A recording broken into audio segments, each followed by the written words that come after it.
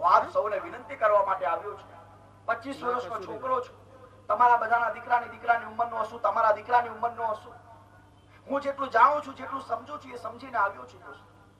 તમારો 5 વર્ષથી આ જિલ્લો અલગ પડ્યો છે. અમારે મોડું થોડુંક શા માટે થયું? એક તો રસ્તો ખરાબ.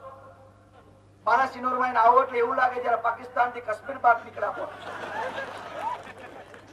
એટલી બધી અહીંયા ગંદકી, રસ્તાના ઠેકાણા નહીં. અને મારે અહીંયા 6 વાગે આવી જવાનું હતું.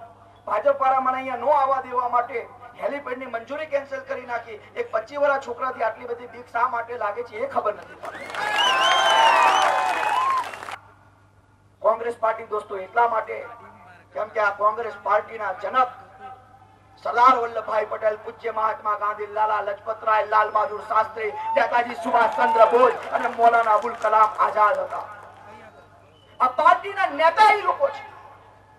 અને જ્યારે નરેન્દ્રભાઈ અડધી ચડ્ડી પહેરતા હતા ને ત્યારે આ ભારત આઝાદ થઈ ગયું હતું અને આ ભારતે ભાભા પરીક્ષણ કેન્દ્ર ખોલી નાખ્યું.